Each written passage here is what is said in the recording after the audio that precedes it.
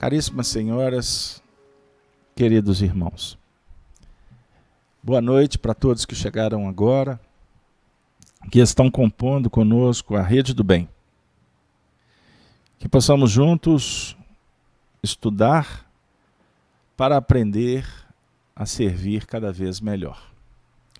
Hoje, com muita alegria, nós estamos aqui reunidos para realizarmos o estudo em torno das cartas de Paulo, especificamente aos Romanos, no capítulo 13. O tema nosso hoje, visão espírita do sofrimento.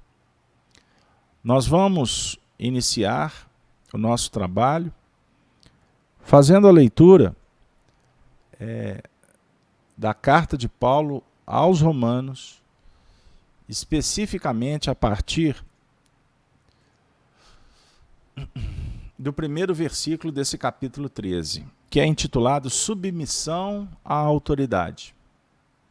Paulo diz assim, primeiro versículo: toda alma esteja sujeita às potestades superiores, porque não há potestades que não venha de Deus.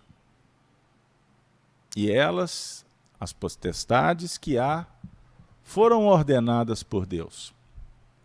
Por isso, quem resiste à potestade resiste à ordenação de Deus, e os que resistem trarão sobre si mesmo a condenação.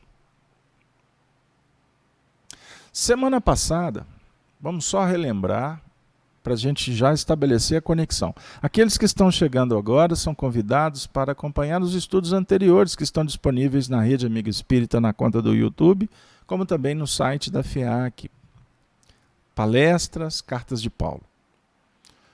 Então, nós trabalhamos o início desse roteiro, desse capítulo 13, na última semana, e a gente trabalhou alguns aspectos no que remonta ao significado de potestades, que significa autoridade, que significa representantes que possuem poder. E o texto, no literal, ele está dizendo que toda alma esteja sujeita a elas, às autoridades superiores. Porque não há autoridades que não venham de Deus. E elas é que foram ordenadas por Deus. Então, no verso 2º, eu estou repetindo porque é importante para a gente fixar.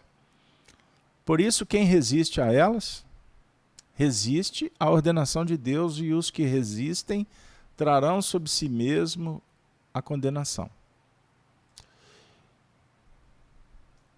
Vamos ficar por aqui só para a gente fazer uma conexão rápida com o tema da última semana. Nós exploramos no sentido de que Paulo está falando dessas autoridades e que devemos ser ordenados e não podemos resistir a elas, porque se resistirmos, entraremos em condenação. E aí, nós discutimos aqui sobre essa questão do que na verdade o Paulo está falando. Ele está dizendo que devemos ser submissos, que devemos agir conforme uma regra externa. E aí, nós trabalhamos aqui alguns aspectos que remontam às religiões ancestrais. Por sinal, ontem na FEAC, no estudo A Verdade que Liberta, nós fizemos uma degustação também desse assunto. E que vamos explorá-lo, inclusive, em um futuro seminário na FEAC no dia 24 de novembro. Então, se vocês me permitem, como está muito quentinho o pão, o que as religiões ancestrais promoveram? Qual era, portanto, a forma de agir e como se caracterizava? Então nós trouxemos um texto de Kardec, que está no livro A Gênese, tradução da 4ª edição. A gente sugere que vocês adquiram junto à Fundação Espírita André Luiz, que está com uma versão muito legal, feita pela equipe coordenada pelo Paulo Figueiredo, com notas que nos remontam à época do século XIX. Muito legal. E que é diferente da quinta edição, muito conhecida, que a gente já identificou que ela está muito cheia de problemas. Então vamos lá. O nosso Kardec diz assim: a religião era então um freio poderoso para se governar os povos que se curvavam facilmente sobre as potências invisíveis em nome das quais eram subjugadas e das quais os governantes diziam ter seu poder, quando não se consideravam iguais a essas mesmas potências. Para dar mais força à religião era preciso apresentá-la como absoluta, infalível e imutável, sem o que ela teria perdido sua ascendência sobre seres quase brutos, apenas nascendo para a razão. Ou seja, Kardec está dizendo para nós que essas religiões funcionaram durante muitos séculos com essa característica de, conforme o texto apresenta, como potências invisíveis, que utilizavam das religiões como o meio para atuarem junto com os homens, e, na verdade, propunham uma subjugação.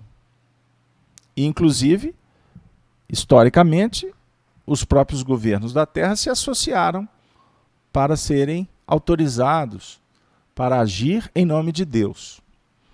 Então, na verdade, para dar força a estas religiões, foi conferido a elas a absoluta condição de poder, a infalibilidade e a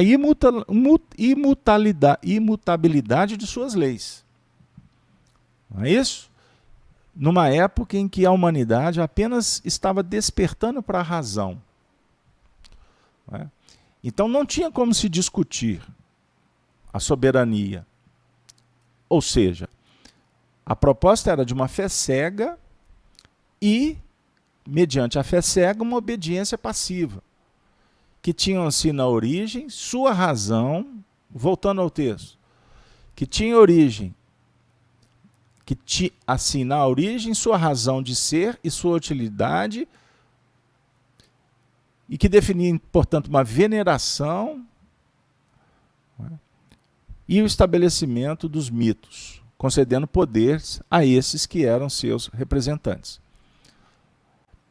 Então nós trouxemos esse texto aqui só para que a gente possa relembrar do que a gente trabalhou na última semana.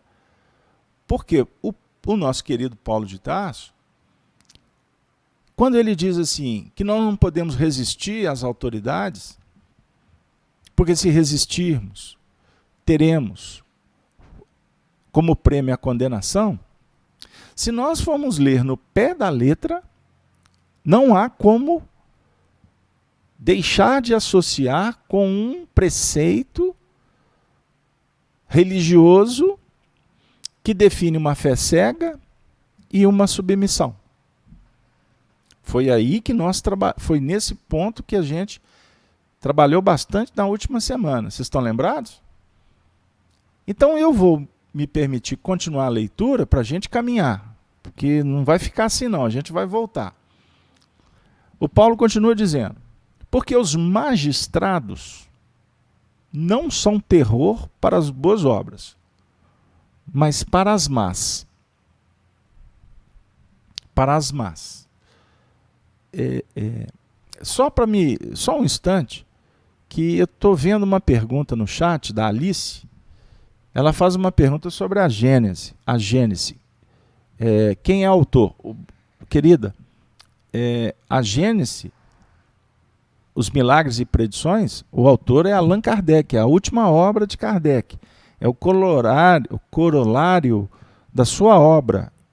E é um livro que a gente precisa de estudar para entender a teoria moral espírita que é desenvolvida nesse livro a partir da fundamentação das outras obras e das experiências que Allan Kardec teve com os médiuns, com as mensagens, com as publicações na Revista Espírita suas viagens e o convívio com o movimento espírita da época. E eu citei a Gênese, não está em mãos a da FEAL, que ela está em outra prateleira. Nós temos uma boa tradução também da CELD, Rio de Janeiro, Leon Denis. É uma boa tradução. A da FEAL nós estamos entendendo ser bem interessante para o momento atual, porque ela está rica de notas que nos remontam ao século XIX, para a gente entender, inclusive, alguns termos e algumas teorias usadas por Kardec que faziam parte da academia daquela época, do chamado espiritualismo racional. Ponto.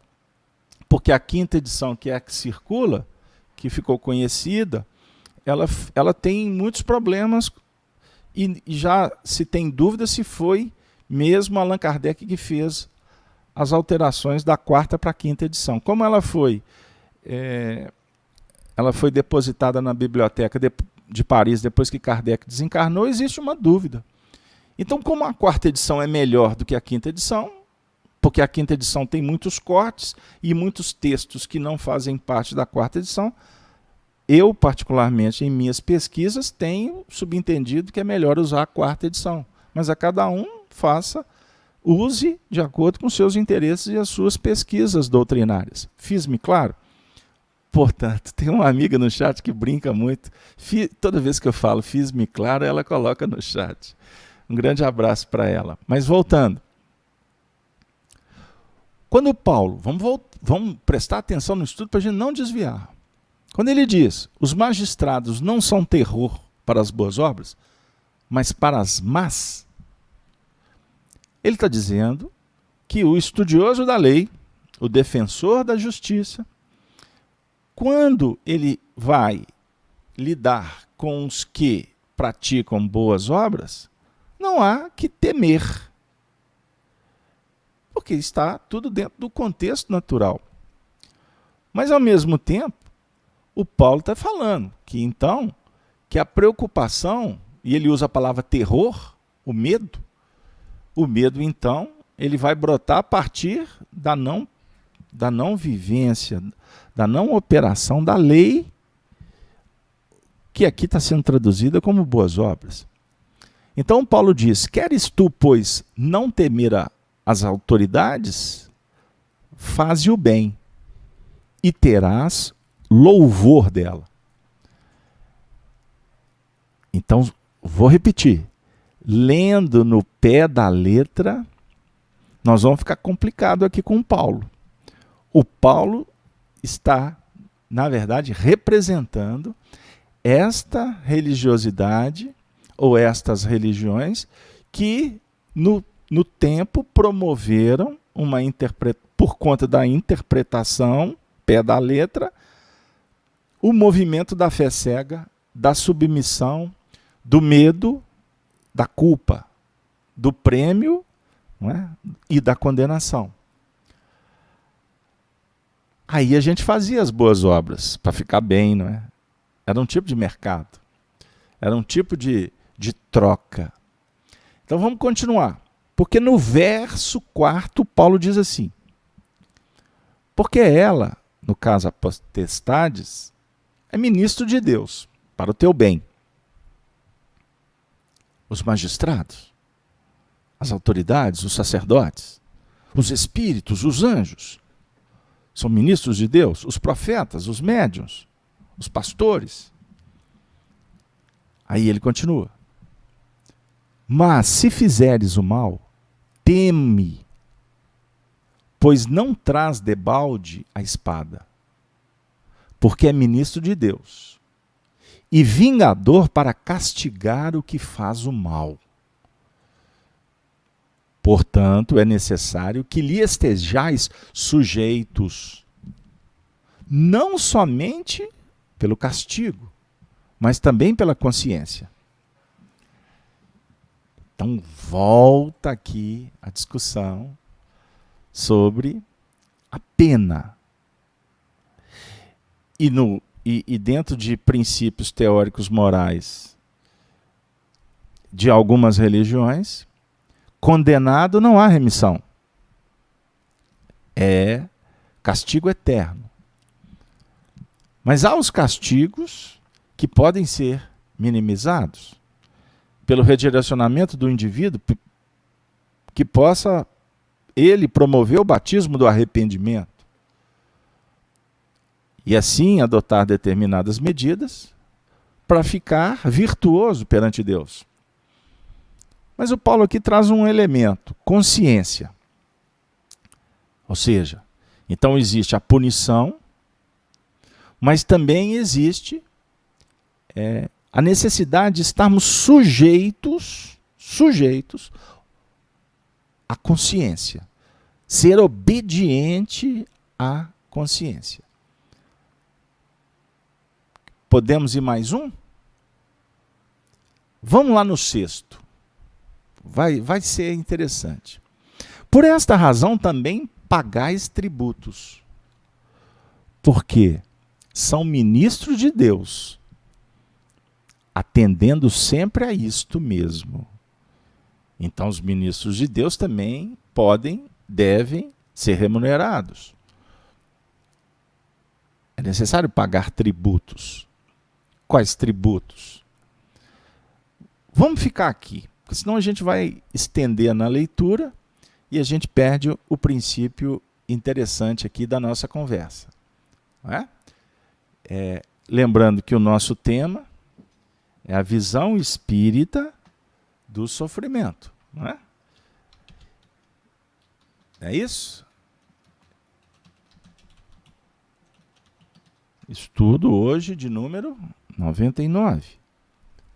E aqui nós estamos tendo que fazer hoje tudo no improviso. E eu gosto de ser honesto, para não dizer que as coisas são perfeitas e funcionam de uma maneira maravilhosa. A gente tem que se virar. Então, vamos trabalhar, conforme definido pelo tema, aspectos que envolvem o sofrimento. Porque o sofrimento, ele, para muitos, tem como efeito, em função de uma causa, que é o desvio da lei, o resistir ao bem, agir no mal, pecar. Então nós vamos ser punidos. O indivíduo que não seguir o que é definido como regra, ele vai, portanto, pagar. E o pagamento ele vai acontecer em função do sofrimento. Vocês têm refletido sobre isso? Nós reencarnamos para sofrer? O que vocês acham? Nós estamos na Terra para pagar? Nós estamos aqui no mundo para ter um calvário e sem ele, cruz, sangue. Sem ele não é possível sermos felizes? Pois bem, então nós gostaríamos de conversar sobre a visão do sofrimento, não é? Dentro da ótica espírita. Então nós separamos aqui algumas imagens que eu vou debater com vocês. Livro, Céu e Inferno. Vocês têm estudado? Então nós vamos no Código Penal da Vida Futura, que vai resumir em 3 princípios a questão do sofrimento.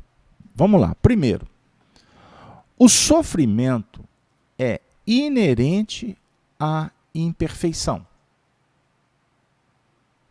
Segundo, toda imperfeição, assim como toda falta dela derivada, traz consigo o próprio castigo nas consequências naturais e inevitáveis. Assim, a moléstia pune os excessos e dá ociosidade nasce o tédio. Sem que haja necessidade de uma condenação especial para cada falta ou indivíduo. Terceiro, continua Allan Kardec, podendo todo homem libertar-se das imperfeições por efeito da vontade, pode igualmente anular os males consecutivos e assegurar a futura felicidade. Olha que extraordinário. Então agora nós vamos comentar. O sofrimento é inerente à imperfeição. Qual imperfeição? A doutrina espírita é uma teoria moral desenvolvida pelos espíritos. É uma ciência. É uma ciência de consequências morais. E a doutrina espírita vem ampliar o nosso entendimento para que a gente possa ressignificar as lições de Jesus. Por isso, Jesus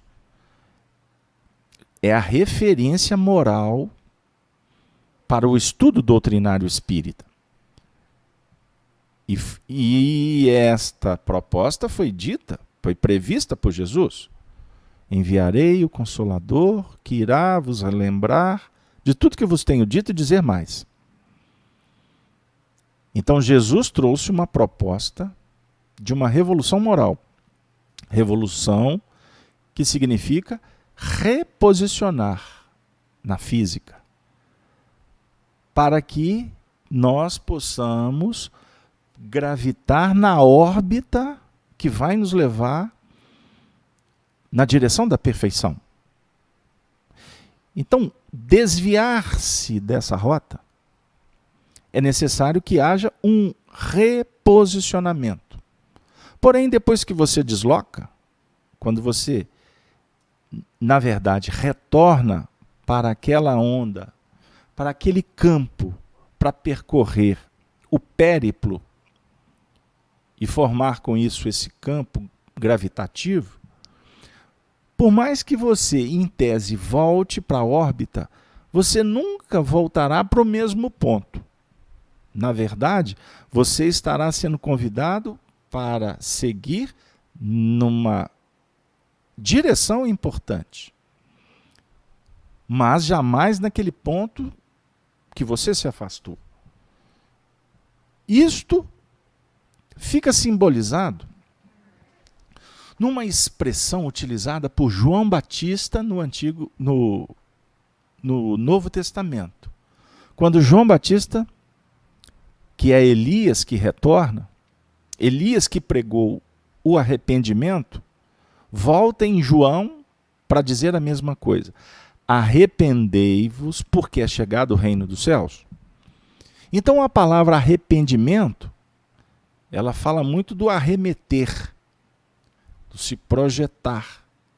Então se nós desviamos e em tese quedamos, ou seja, nós saímos daquela jornada, daquela órbita que está nos levando no progresso. Se por um motivo ou outro a gente se afasta, depois é necessário reposicionar. Então a imperfeição, ela encaixa muito mais na inabilidade. E através da dificuldade de percorrer essa jornada, o sofrimento, o atrito, o desvio que vai trazer consequências complexas, ele na verdade então só existe porque há ainda a inibição, a inabilidade, a ineficiência. Estão de acordo, gente, até aqui? O que vai nos apontar uma reflexão muito simples. no dia, ou, não vou falar dia, porque senão nós vamos pôr o tempo. E não quero falar do espaço também. Mas vamos pensar assim, ao atingir a perfeição, o sofrimento é pulverizado. Ele deixa de existir. Estão de acordo com a lógica da análise? Ela ficou clara? Então vamos para o ponto segundo. Toda imperfeição, assim como toda falta dela derivada, traz consigo o próprio castigo. O que é o castigo?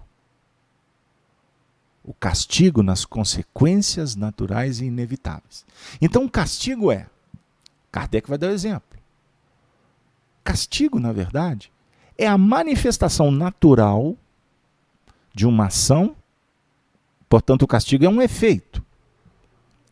A moléstia, por exemplo, ou melhor, desculpa, o excesso vai trazer a moléstia.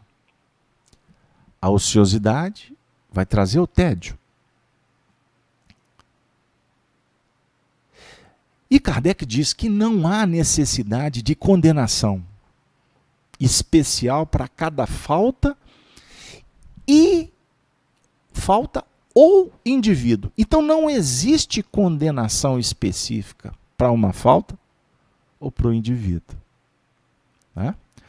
Olha que extraordinária essa reflexão do nosso mestre codificador. E o terceiro, para a gente passar comentando agora, é: podendo todo homem libertar-se das imperfeições. Agora vem o ingrediente. Por efeito do quê? Por efeito da vontade. Por efeito da vontade. Glória a Deus nas alturas, paz na terra aos homens de boa vontade. Então, a liberdade é um princípio fundamental da evolução. E a liberdade, na verdade, ela expressa a própria vontade de Deus em nós. Ou seja, o desejo de se libertar é um princípio fundamental da perfectibilidade que está em nós, em germe. Então, se a gente for ler o livro A Gênese na 5ª edição, nós vamos encontrar algumas expressões assim, que Deus, num determinado momento, nos deu a centelha divina.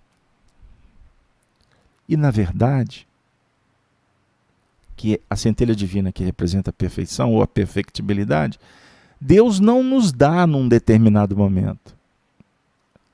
Ele cria o espírito com essa perfectibilidade.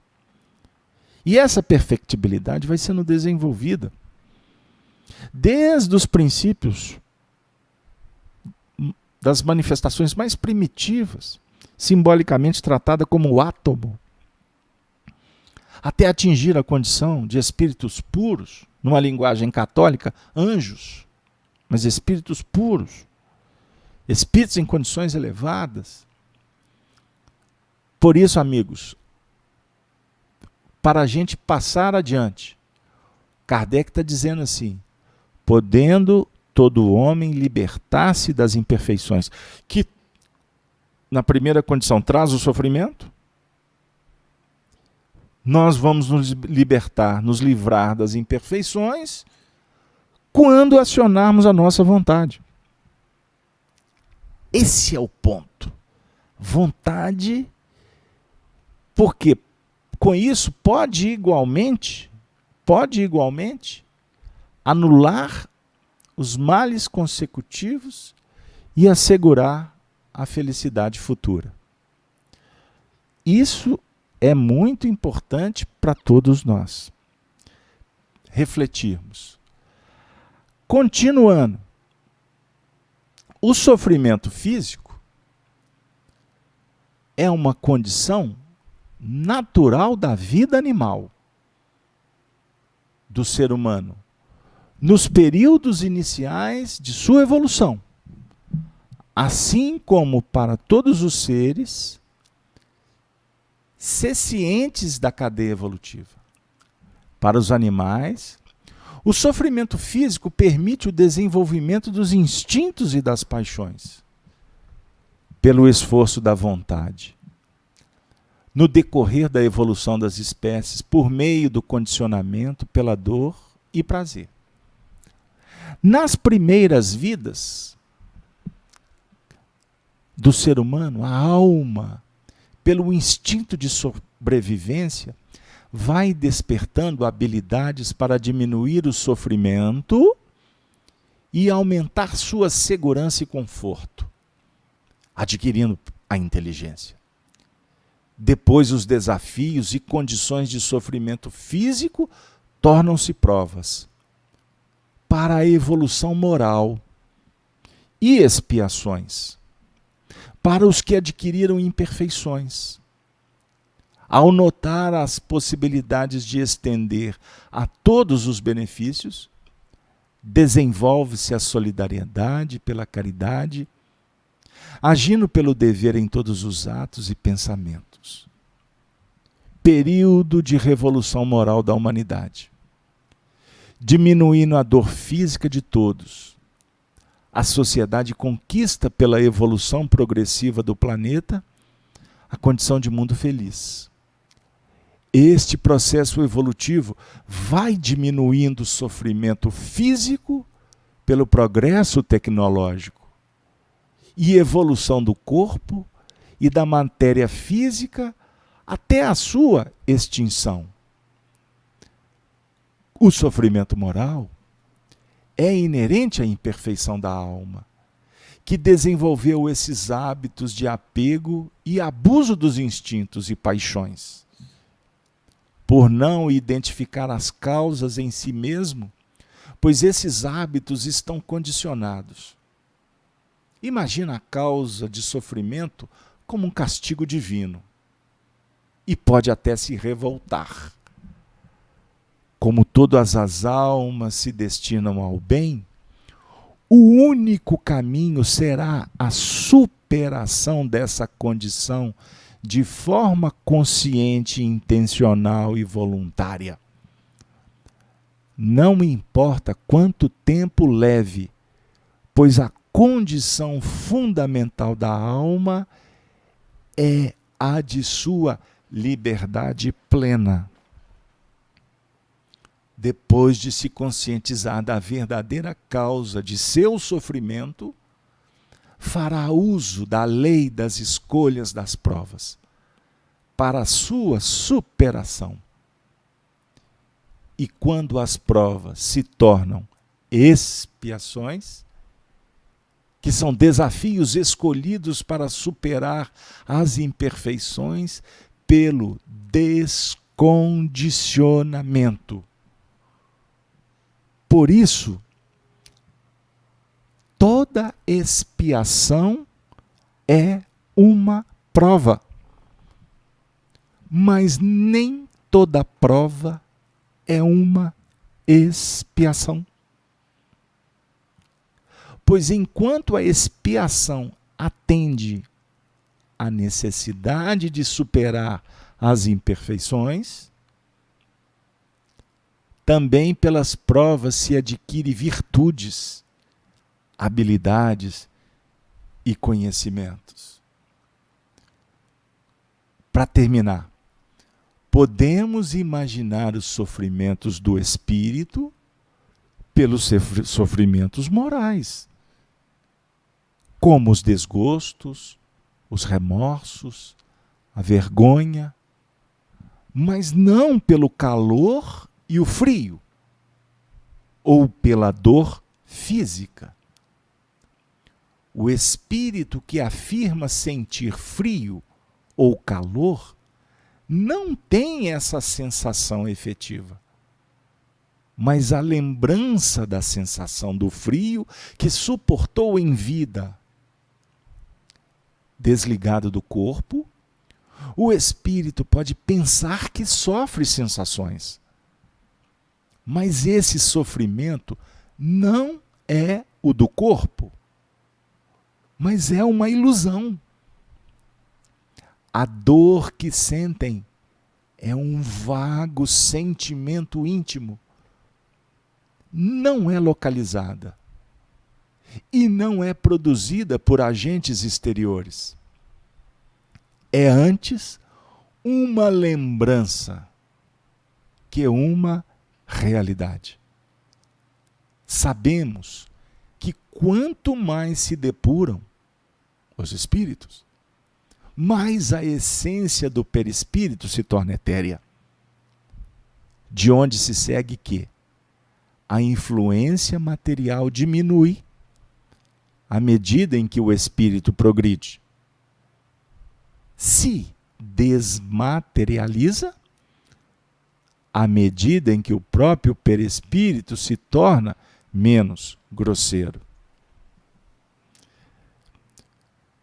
Ufa!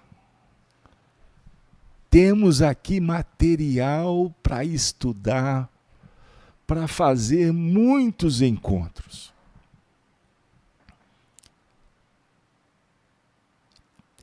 A reflexão sobre a evolução moral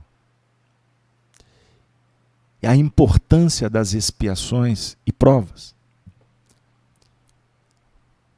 ressignificadas à luz do entendimento cristão evangélico, pode nos auxiliar para que a gente se reposicione numa caminhada de um entendimento que seja mais eficiente para todos nós.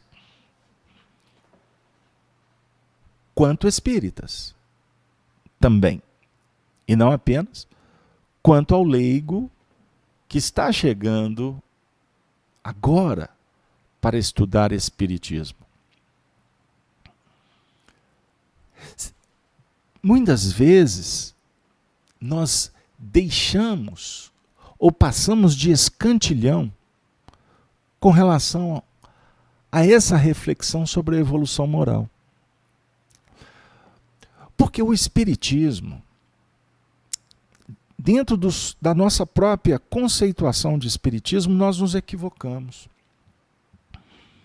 Porque a gente costuma precipitadamente falar que o espiritismo é uma religião. E logo, quando assim abordado, surge na nossa mente, no nosso coração e na nossa complexa atitude a ideia ancestral de religião. E aí nós nos perdemos falando da preciosidade que é o espiritismo. E nós deixamos muitas vezes de lado o estudo em torno da evolução moral. Porque estudar a evolução moral, ela transcende uma série de aspectos que a gente fica privado ou encarcerado. E geralmente vai nos remontar à questão do sofrimento e da culpa. Pode explorar, pode teorizar o medo, ressentimento, uma série de questões psicológicas que precisam ser estudadas. Mas se a gente não for na causa, nós vamos apenas estudar teoria, usar terapias, mas não vamos efetivamente solucionar a questão, porque nós não estamos indo na causa que é a moral, que tem a ver com a evolução, com a consciência, com o entendimento. Por isso Kardec aborda de uma forma muito importante no livro A Gênese, 4ª edição, quando ele diz assim, que no início, quando nós deixamos esse movimento do instinto apenas de sobrevivência, quando nós vamos despertando habilidades, inclusive para diminuir o sofrimento físico e aumentar a segurança e o conforto, nós estamos adquirindo inteligência. Mas depois vem uma outra etapa. Os desafios são outros.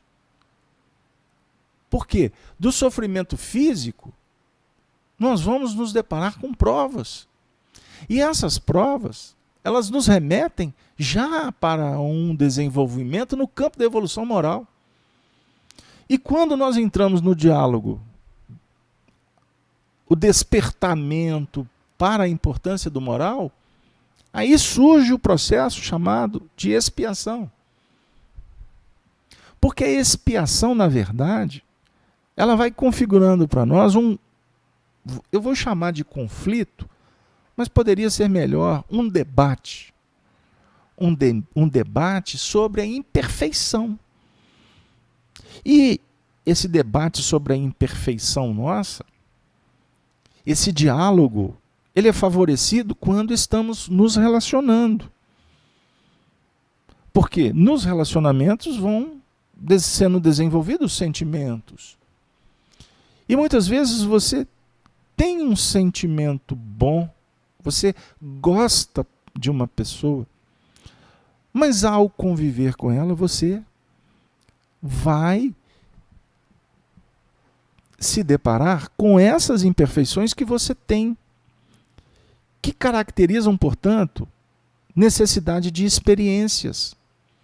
Então, quando você não sabe, você estará se movimentando a partir de interesses materiais, dentro dos processos de busca de segurança e conforto.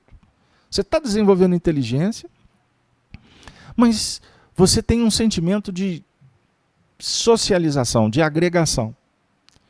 Então a gente fica como que numa balança, ora trabalhando a inteligência e ora trabalhando a emoção, os sentimentos.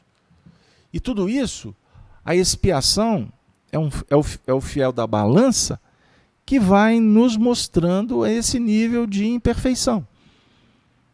Então expiar, para muitos de nós, é purgar, é pôr para fora, é sofrer. E, na verdade, a expiação é um movimento moral.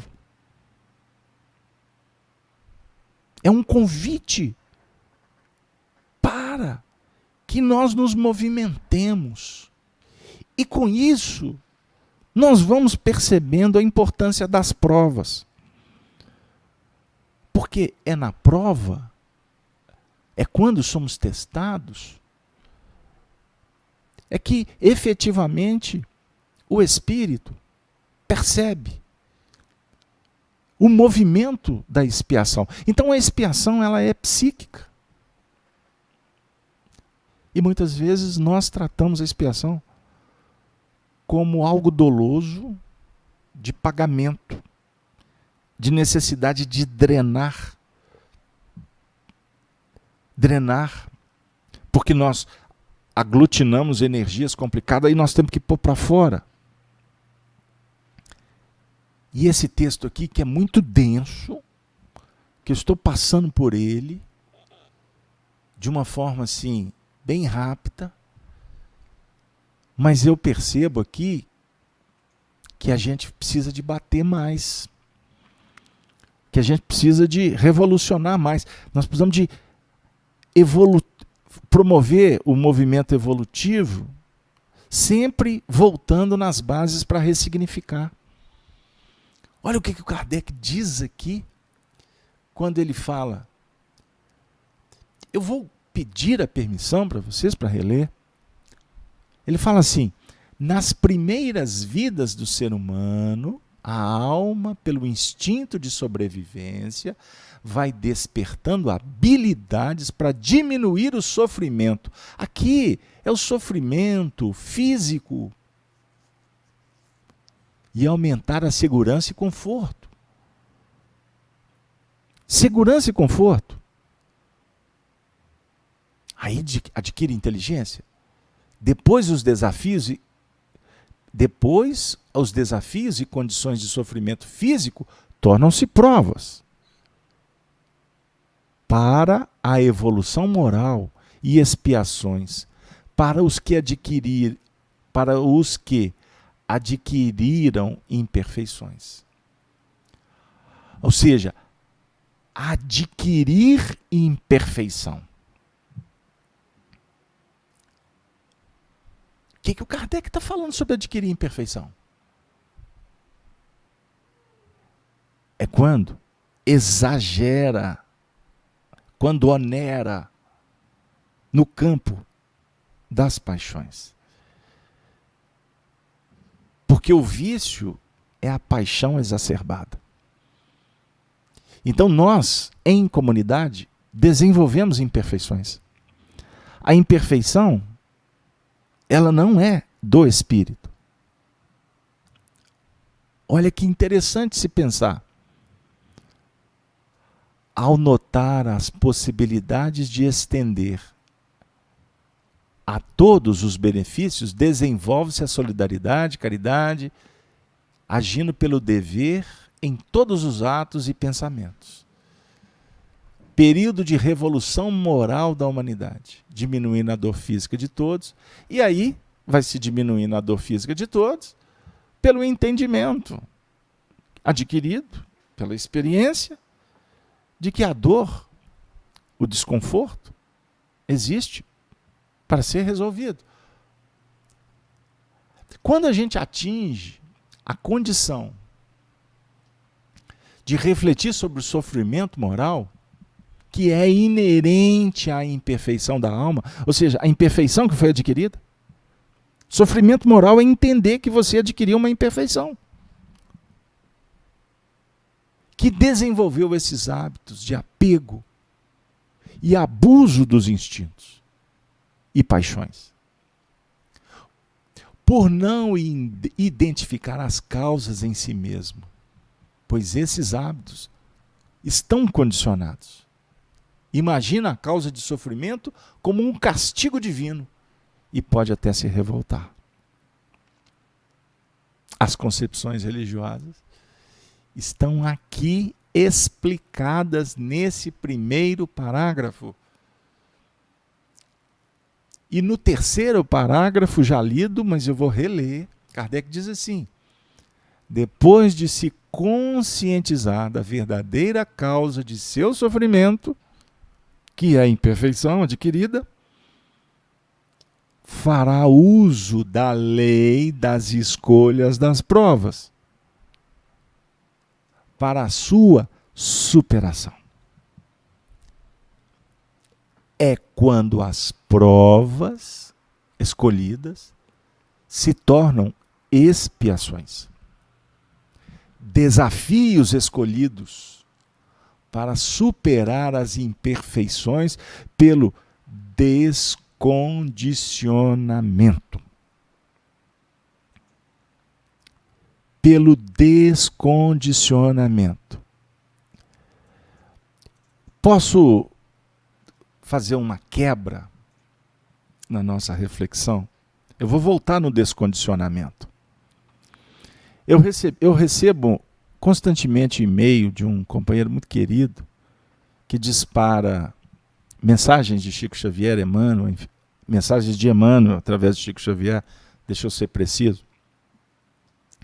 E hoje, especificamente, ele mandou um texto, uma poesia de Cornélio Pires, O Espírito, intitulado Delito e Reencarnação.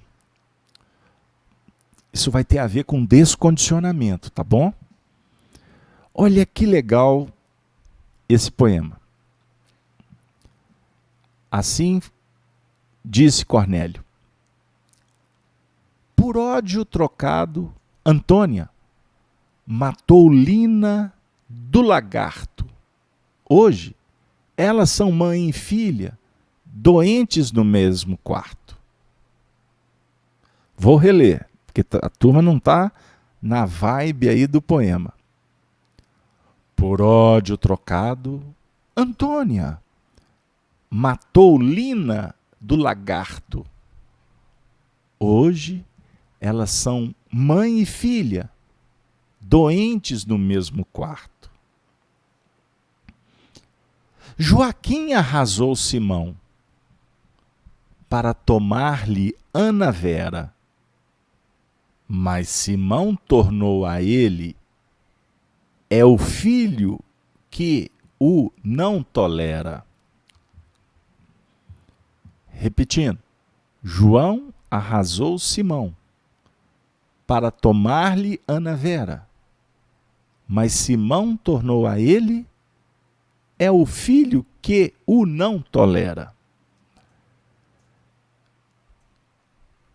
Portel, Naná largou Juca, que se matou pela ingrata, e Juca voltou a ela: é o filho que a desacata.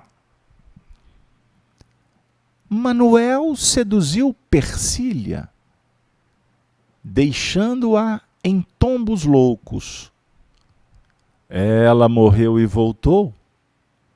É a filha que o mata aos poucos. Porzina matou-se João. Um carro fê-lo aos pedaços.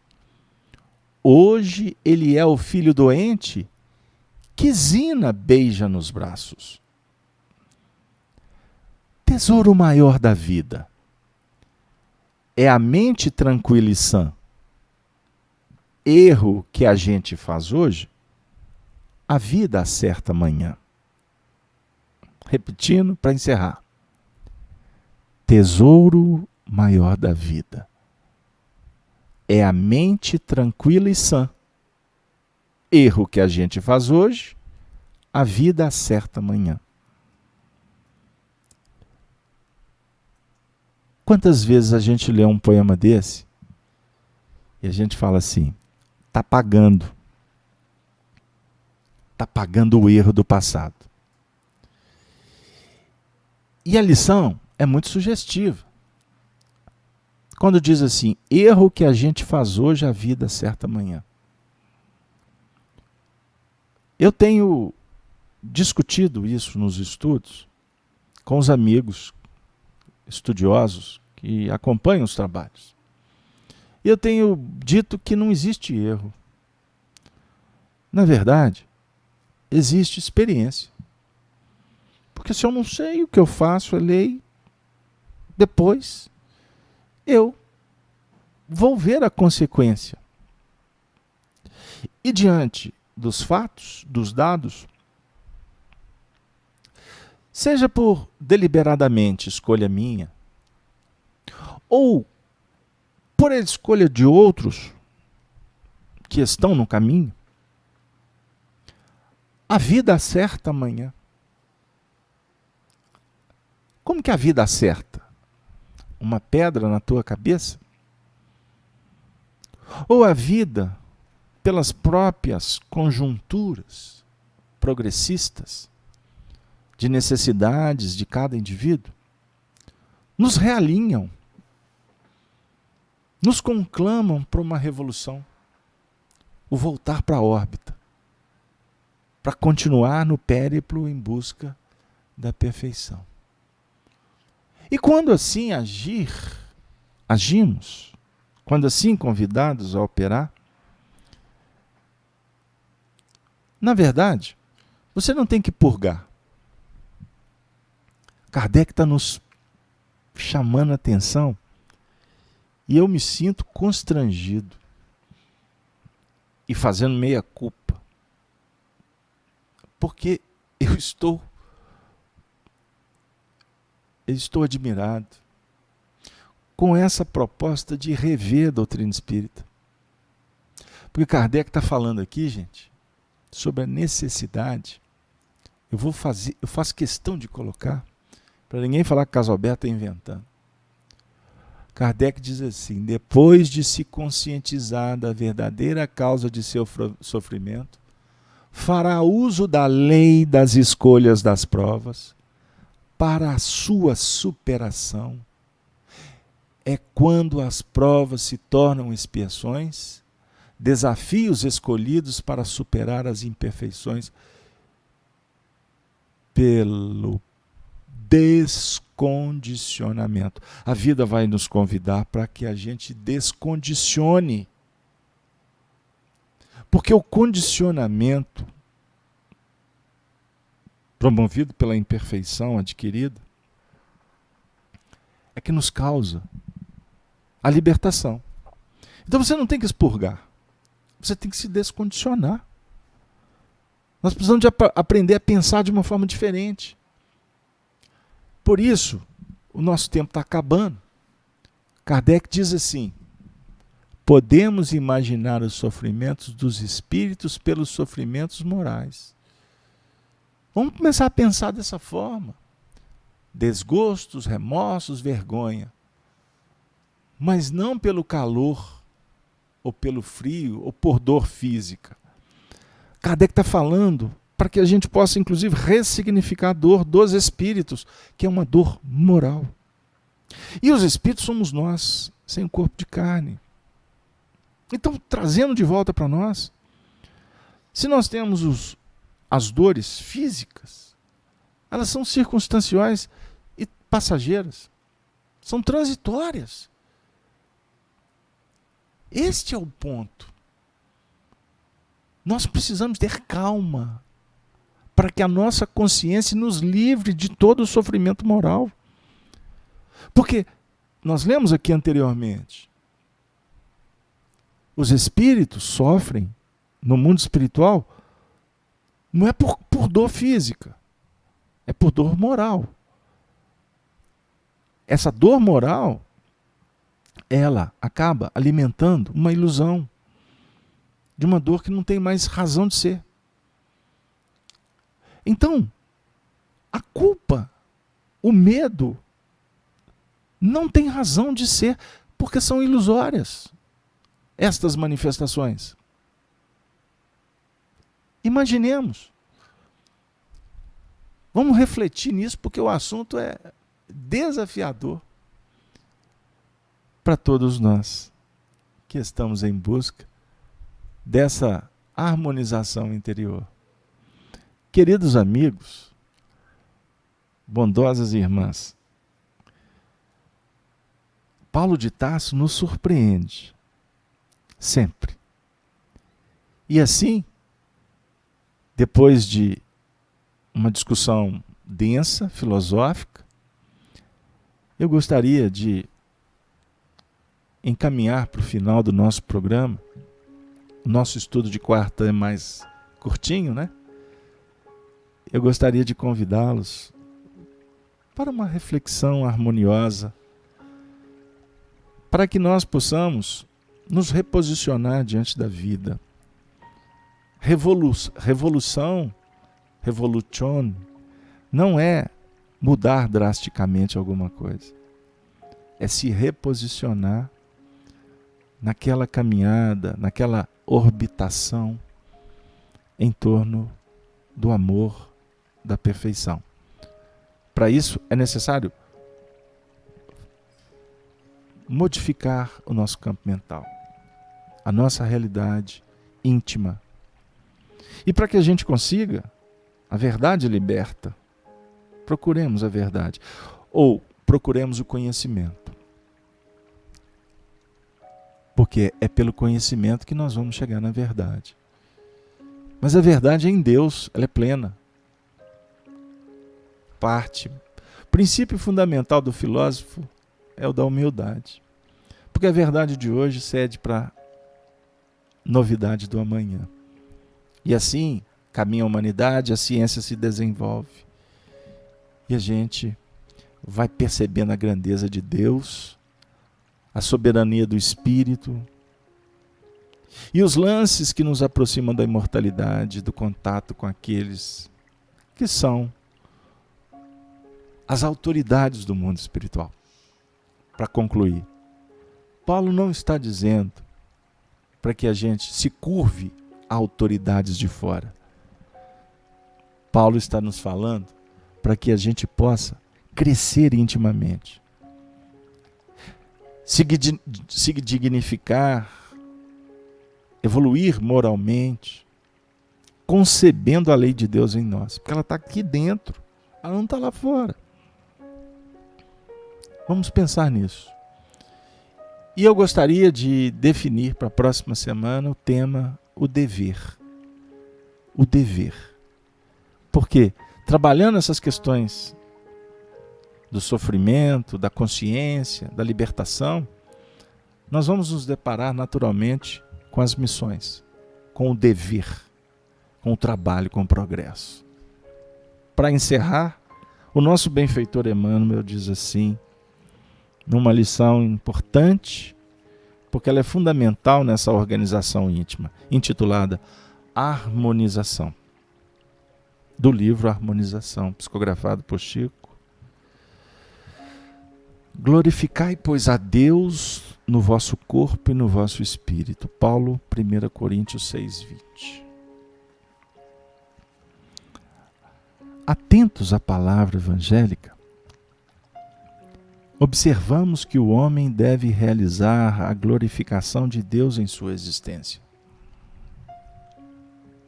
Em todas as épocas, inúmeros intérpretes dos ensinamentos de Jesus e dos apóstolos tentaram semelhante edificação, partindo, todavia, de princípios contraproducentes.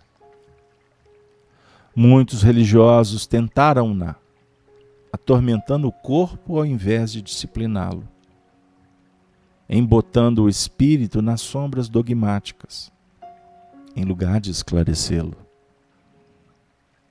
Essa glorificação, entretanto, deverá ser levada a efeito no corpo e no espírito.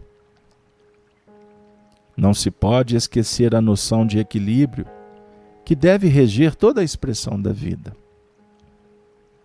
O mundo, substancialmente considerado, é o paraíso que jamais se distanciou de nós outros. Seus característicos de paisagem revelam o Éden repleto de árvores, flores e luzes. O planeta, contudo, precisa receber expressões de Deus manifestado nas criaturas. A natureza, em todos os seus planos, glorifica o Senhor. Mas o homem, na generalidade, não conhece a realização sublime, costumando transformar o alimento em tóxico e o sentimento em paixão destruidora. Não mais suplícios às células orgânicas, nem ociosidade beatífica na falsa visão espiritual. Corpo e espírito devem andar harmoniosos e belos nas leis divinas do ritmo. Deus pode ser glorificado no ato de comer, de banhar-se, na organização da família, no trabalho e em todos os gêneros de vida honesta e de luta construtiva. Muitos crentes, em todos os setores da fé, quiseram transformar glorificação em movimento convencionalista. Usa-se o corpo nas igrejas para genuflexões ou atitudes contemplativas, e fora dela, em todos os desmandos e absurdos da licenciosidade e indisciplina. Não se pode glorificar a Deus no sentido unilateral. A presença divina transparece de todas as coisas e em todos os lugares. A vida, com suas leis prodigiosas, está pedindo aos homens: glorifiquem a Deus, manifestando somente assim, integrar-se-á o planeta na harmonia do universo. Extraordinária lição. A natureza divina é perfeita. Rousseau, lá atrás, teve esse insight. Emmanuel agora esclarece ainda mais dizendo que a terra é um paraíso e que Deus nos convida a manifestar essa perfeição através das nossas atitudes, palavras e pensamentos. Que todos nós possamos nos envolver nessa onda pacificadora, harmoniosa do bem eterno. E assim, agradecendo a presença de todos, nos despedimos de mais um estudo das cartas de Paulo, dizendo: Ave Cristo, Ave Cristo, Ave Cristo. Boa noite para todos.